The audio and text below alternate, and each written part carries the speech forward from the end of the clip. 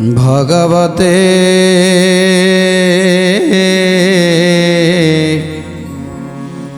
वासुदेवाय।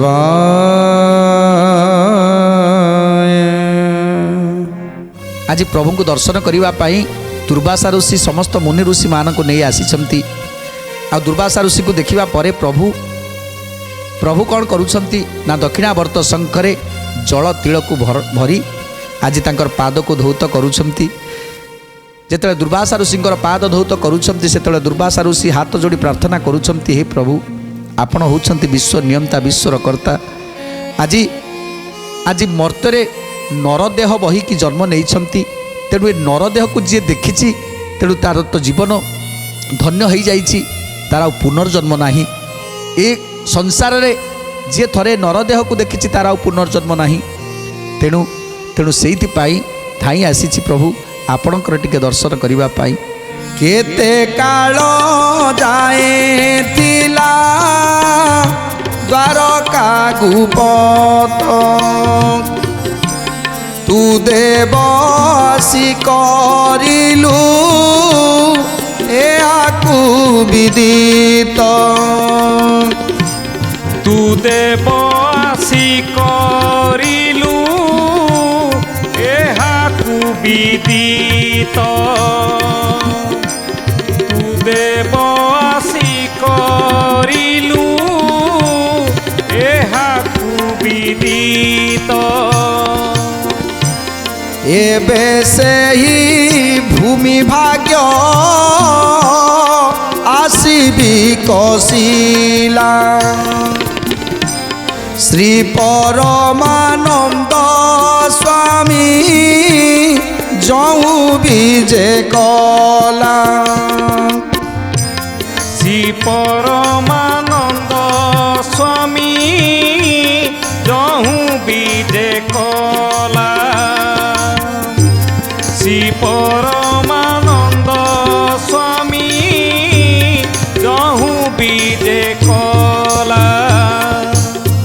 तेणु आहरी दुर्वासा ऋषि कहते, हे प्रभु ये द्वारका नगर ये द्वारकापुर अनेक दिन ठारू अपेक्षा करी रही थिले। आज एते सौंदर्यमय कहीं द्वारकापुर कहीं आपण एटिके आसीबे बोली आपण एटिके आसी रहिबे बोली सेतिपाई विश्वकर्मा आज सबकिछि तैयारी करी रखिछंती, सुंदर भाव में सुसज्जित करी रखिछंती। ये समुद्र मध्य ये द्वारका अच्छी ये कथा को कहीं जानी नथिले, किंतु आज समस्त जानी जाइछंती एठी गोटे द्वारका द्वारावतीपुरटे अच्छी। तेणु आउ कौन कहउछंती दुर्वासा ऋषि, पृथ्वीर भारा भर उश्वासिबा पाई 10 अवतार तुमे बहे गोसाई। 10 अवतार तुम्बे बहे गोसाई। 10 अवतार तुम्बे बहे गोसाई। एते बोली महाऋषि बसिले कधाती मणिमय सिंहासने कृष्णाजी नपति। गोविंद माधव कृष्ण श्री मधुसूदन। गोविंद माधव कृष्ण श्री मधुसूदन। कंदमूल आनी जोगाइले आदि मूल हरसे ताहा भकिले महातपशील। हरसे ताहा भकिले महातपशील। हरसे ताहा भकिले महातपशील। तेणु दुर्वासा ऋषि आज प्रभु को प्रशंसा करुछंती, द्वारावतीपुरर प्रशंसा करुछंती।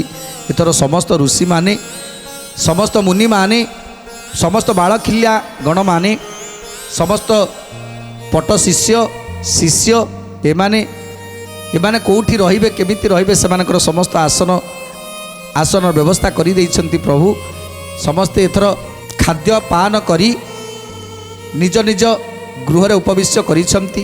यही समय मुदुसुली आसी पहुँची जाइछंती। आ मुदुसुली प्रणाम जनाउछंती, हे प्रभु मोर प्रणाम घेना करंतु। पचारुछंती प्रभु श्रीकृष्ण, हे मुदुसुली कौन वार्ता नहीं आसीछ?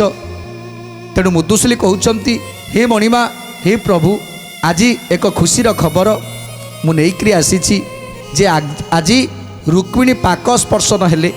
जेतेले पाक स्पर्शनर कथा शुणीदेले प्रभु तापर कौन कहउछंती, বৈশাখ শুক্ল সপ্তমী অটে গুরুবার অটে গুরুবার, অটে গুরুবার। পুষ্যা নক্ষত্র যে পুনি অটে সেদিনর অটে সেদিনর, অটে সেদিনর। কৌরব নাম করণ শুভ নামে যোগ মেষে রবি কর্কটরে চন্দ্রবার ভোগ সানন্দ নামরে সম্বৎসর সুধ কালে সম্বৎসর শুদ্ধ কালে, সম্বৎসর শুদ্ধ কালে। সিংহ লগ্ন ভোগ দ্বাবিংশতি দণ্ড বেড়ে সতী দণ্ড বেড়ে, সতী দণ্ড বেড়ে। ତେଣୁ ଆଜି ମୁଦୁସୁଲି ଆସି କହୁଛନ୍ତି ହେ ପ୍ରଭୁ ଆଜି ହେଉଛି ବୈଶାଖ ଶୁକ୍ଳ ସପ୍ତମୀ ତିଥି, ଆଜି ହେଉଛି ଗୁରୁବାର, ପୁଷ୍ୟା ନକ୍ଷତ୍ର। ତେଣୁ ଆଜି ଏହି ଦିନରେ କୌଳବ ନାମରେ କରଣ, ଶୁଭ ନାମରେ ଯୋଗ, ଆଉ ମେଷ ରବି କର୍କଟରେ ଅଛନ୍ତି। ଆଉ ଏହି ସମୟରେ ଆଜି ରୁକ୍ମିଣୀ ମା ଆମର ରଜବତୀ ହେଇଛନ୍ତି। ଏ ମତେ ରୁକ୍ମିଣୀ ଦେବୀ ହେଲେ ରଜବତୀ ଏତେ କହି ବେରି ଶଙ୍ଖ ଦୁନ୍ଦୁଭି ବଜାନ୍ତି গোবিন্দ মাধব কৃষ্ণ শ্রী মধুসূদন, গোবিন্দ মাধব কৃষ্ণ শ্রী মধুসূদন।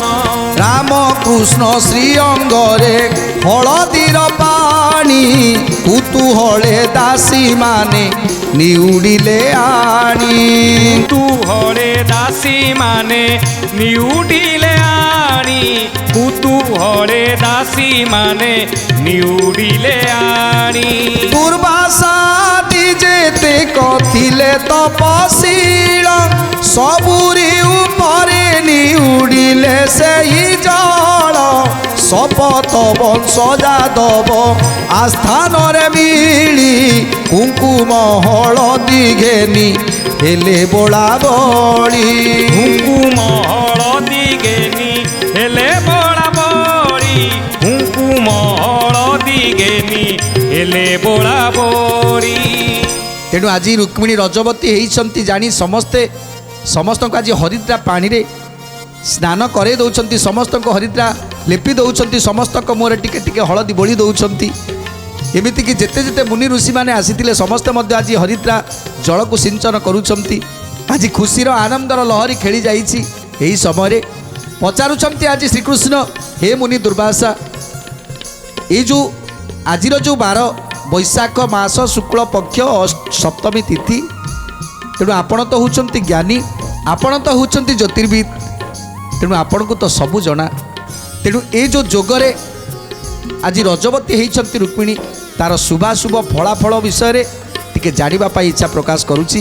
ମୋତେ କହିଦିଅ ଏହାର ଶୁଭାଶୁଭଟା କ'ଣ। ତେଣୁ ଆଜି କ'ଣ କହୁଛନ୍ତି ଦୁର୍ବାସା।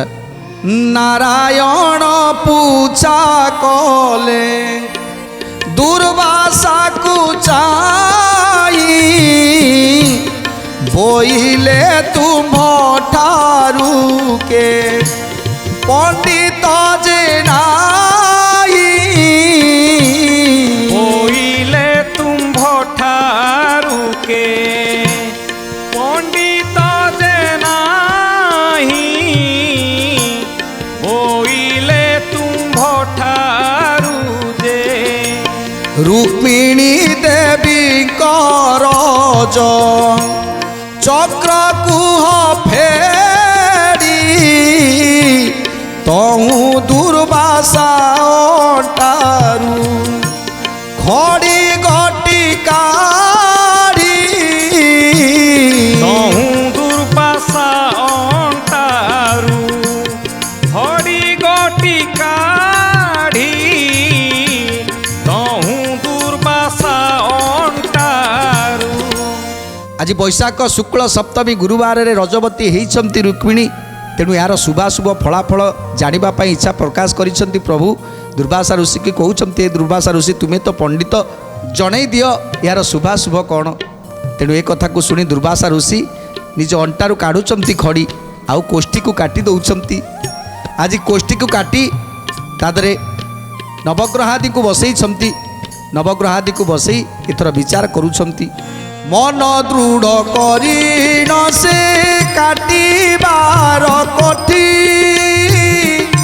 ମେଷରେ ଆଦିତ୍ୟ ପୁଣି ଭୂଷରେ ଶୁକ୍ରଟି ମେଷରେ ଆଦିତ୍ୟ ପୁଣି ବୃଷରେ ଶୁକ୍ରଟି ମେଷରେ ଆଦିତ୍ୟ ପୁଣି ବୃଷରେ ଶୁକ୍ରଟି କୁମ୍ଭରେ ଶନି ସରଜେ ରାହୁ ଗ୍ରହ ବେନି ଏ ସନ ଗ୍ରହ ଚକ୍ରକୁ କାଟି ମହାମୁନି ଏ ଶନି ଗ୍ରହ ଚକ୍ରକୁ କାଟି ମହାମୁନି ଏ ଶନ ଗ୍ରହ ଚକ୍ରକୁ କାଟି ମହାମୁନି ପ୍ରଥମରେ 12 ଦୋଷ ସଂକ୍ଷେପିଲେ ଆଣି ବଦୟନ୍ତୀ ମହାମୁନି ଶୁଣ ଚକ୍ର ପାଣି ବଦୟନ୍ତୀ ମହାମୁନି ଶୁଣ ଚକ୍ର ପାଣି ବଦୟନ୍ତୀ ମହାମୁନି ଶୁଣ ଚକ୍ର ପାଣି। ତେଣୁ ଆଜି କୋଷ୍ଠୀକୁ କାଟି ଦେଇଛନ୍ତି ଦୁର୍ବାସା ଋଷି। କୋଷ୍ଠୀରେ ଆଜି ନବଗ୍ରହାଦିକୁ ବସେଇଛନ୍ତି। ରାଶିର କିଏ କେଉଁ ଲଗ୍ନରେ ରହିଛନ୍ତି ଏସବୁ କଥାକୁ ଆଜି ବିଚାର କରୁଛନ୍ତି। 12 ଦୋଷରୁ ଆରମ୍ଭ କଲେ ଯେ କେଉଁ ବାରରେ ରଜବତୀ ହେଲେ କ'ଣ ହୁଏ ଆଜି ଦୁର୍ବାସା ଋଷି ଗୋଟି ଗୋଟି କରି ବର୍ଣ୍ଣନା କରି କହୁଛନ୍ତି। ତେଣୁ ଆଜି ପ୍ରଭୁ ପଚାରୁଛନ୍ତି, ହେ ଦୁର୍ବାସା ଋଷି, ଆପଣ ତ ଜଣେ ପଣ୍ଡିତ ମହାଜ୍ଞାନୀ, ତେଣୁ ଆଜିର ଦିନରେ ରଜବତୀ ହେଇଛନ୍ତି ରୁକ୍ମିଣୀ, ତେଣୁ ଏହାର ଶୁଭାଶୁଭ ଫଳାଫଳ ମୋତେ ଜଣାଇ ଦିଅନ୍ତୁ। ତେଣୁ ଏହାର ଶୁଭାଶୁଭ ଫଳାଫଳ ଜାଣିବା ପାଇଁ ଆଜି ଖଡ଼ି କାଢ଼ି କୋଷ୍ଠୀକି ବସଉଛନ୍ତି। କୋଷ୍ଠୀ କାଟି ଦେଇଛନ୍ତି, ତା ଦେହରେ ନବଗ୍ରହ ବସେଇ କିଏ କେଉଁ ଲଗ୍ନରେ ରହୁଛନ୍ତି ସେସବୁକୁ ଆଜି ବିଚାର କରୁଛନ୍ତି। ବିଚାର କରିସାରିବା ପରେ ଏବେ 12 ଦୋଷରେ ରଜବତୀ ହେଲେ କ'ଣ ହୁଏ ସୁନ୍ଦର କଥା ଆଜି ଜଣାଇଛନ୍ତି ଦୁର୍ବାସା ଋଷି। ଶନିବାରେ ଯେଉଁ ନାରୀ ହୁଏ ରଜବତୀ ମାସକ ସମ୍ପୂର୍ଣ୍ଣ ଜାଣ ମରେ ତାର ପତି ମାସକ ସମ୍ପୂର୍ଣ୍ଣ ଜାଣ ମରେ ତାର ପତି ମାସକ ସମ୍ପୂର୍ଣ୍ଣ ଜାଣ ମରେ ତାର ପତି ରବିବାରେ ରଜବତୀ ହୁଏ ଯେଉଁ ନାରୀ ବନ୍ଧ୍ୟା ଅପୁତ୍ରିକ ସେଇ ହୁଏ ଅବଧାରୀ ବନ୍ଧ୍ୟା ଅପୁତ୍ରିକ ସେଇ ହୁଏ ଅବଧାରୀ ବନ୍ଧ୍ୟା ଅପୁତ୍ରିକ ସେଇ ହୁଏ ଅବଧାରୀ।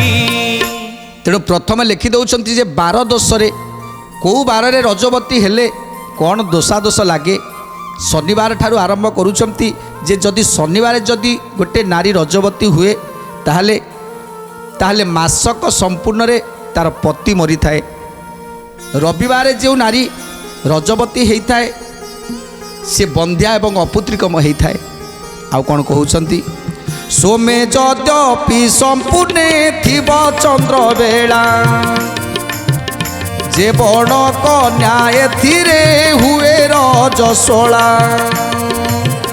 ଯେ ବଣ କନ୍ୟା ଏଥିରେ ହୁଏ ରଜସ୍ୱଳା ଯେ ବଣ କନ୍ୟା ଏଥିରେ ହୁଏ ରଜସ୍ୱଳା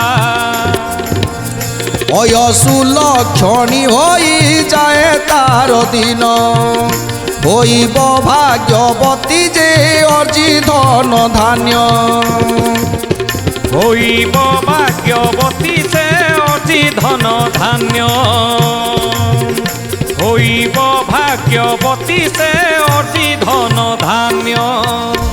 ଯଦି ସୋମବାର ଚନ୍ଦ୍ରବେଳା ଯେ ରାତ୍ରି ସମୟରେ ଯଦି କେହି ରଜବତୀ ହେଇଥାଏ ସେତେବେଳେ ସେ ଅୟସୁଲକ୍ଷଣୀ ହେଇଥାଏ, ଯାହାକୁ ଦୁର୍ବାସା ଋଷି ବର୍ଣ୍ଣନା କରି କହୁଛନ୍ତି। 3 ଗୋଟି ପୁତ୍ର ତାର ହୋଇବ ସଂଜାତ ଭର୍ତ୍ତା ଥାଉ ସେଇ ନାରୀ ହୁଏ ମୃତ୍ୟୁ ପ୍ରାପ୍ତ। ଭର୍ତ୍ତା ଥାଉ ସେଇ ନାରୀ ହୁଏ ମୃତ୍ୟୁ ପ୍ରାପ୍ତ।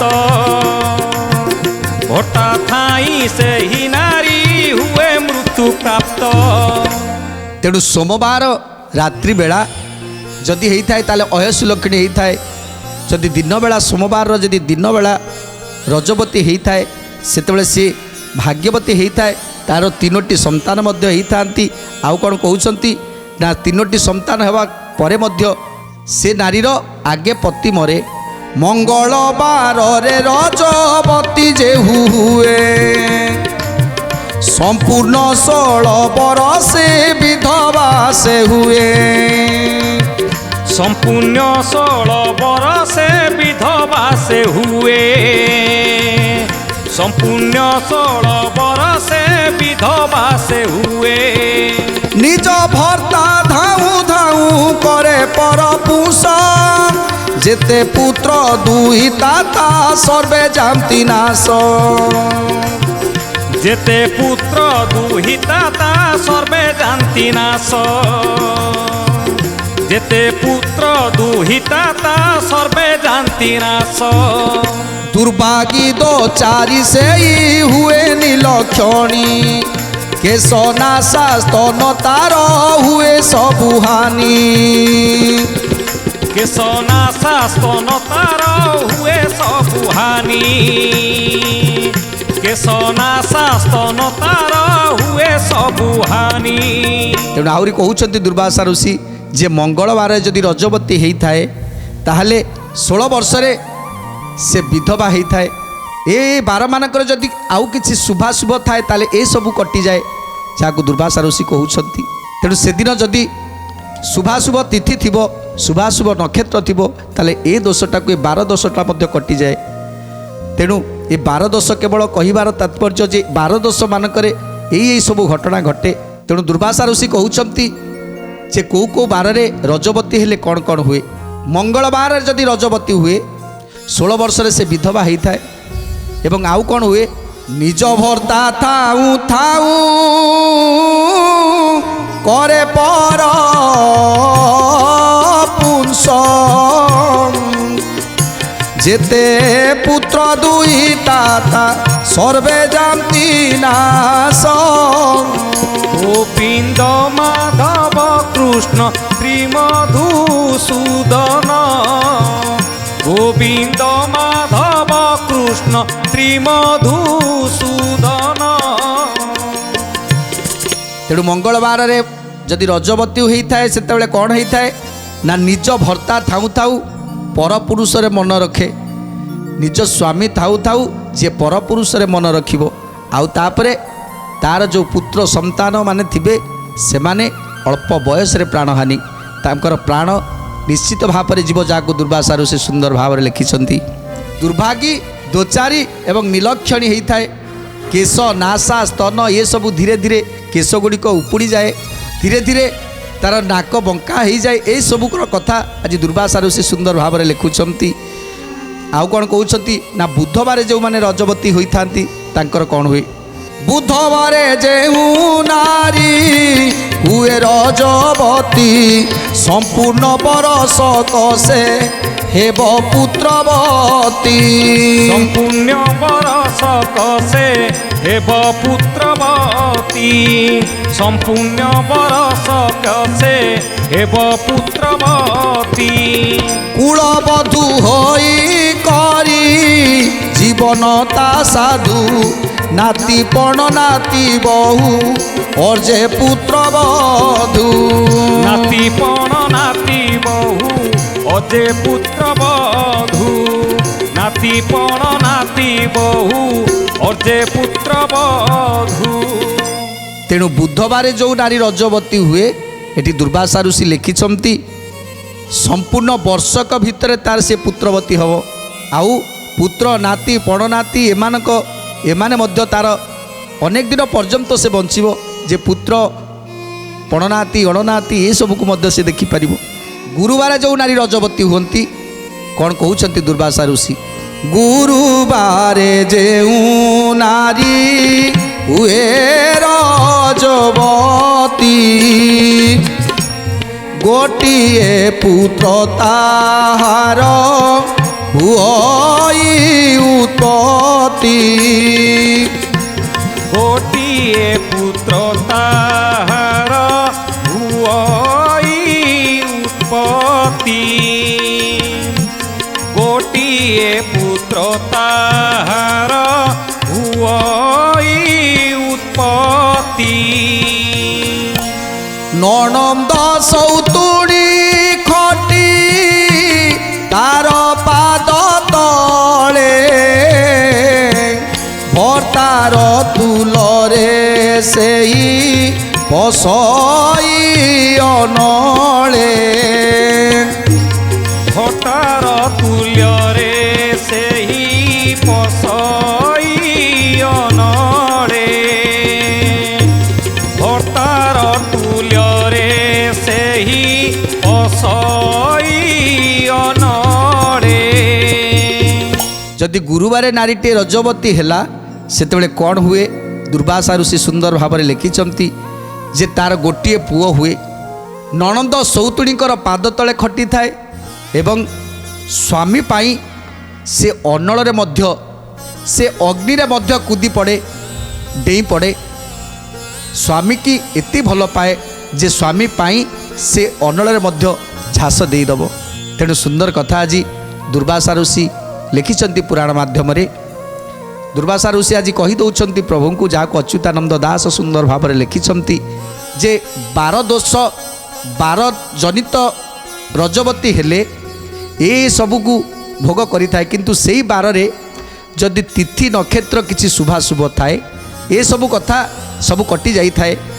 ଯାହାକୁ ଦୁର୍ବାସା ଋଷି ସୁନ୍ଦର ଭାବରେ ବର୍ଣ୍ଣନା କରିଛନ୍ତି ପରବର୍ତ୍ତୀ ଅଧ୍ୟାୟରେ ଆମେ ଜାଣିବା ଆଜି ତ ସମୟ ହେଇଯାଇଛି ତେଣୁ ଆଜି ପାଇଁ ବାଣୀକି ବିରାମ ଦେବା ଟିକେ ପ୍ରଭୁଙ୍କର ନାମ ସଂକୀର୍ତ୍ତନ କରି ଆଜିର କାର୍ଯ୍ୟକ୍ରମକୁ ସମାପ୍ତ କରିବା ଜୟ ରାଧେ ଗୋବିନ୍ଦ ଜୟ ରାଧେ ଗୋବିନ୍ଦ রাধে গোবিন্দ জয় রাধে গোবিন্দ জয় রাধে গোবিন্দ জয় রাধে গোবিন্দ জয় রাধে গোবিন্দ জয় রাধে গোবিন্দ জয় রাধে গোবিন্দ জয় রাধে গোবিন্দ জয় রাধে গোবিন্দ জয় রাধে গোবিন্দ জয় রাধে গোবিন্দ জয় রাধে গোবিন্দ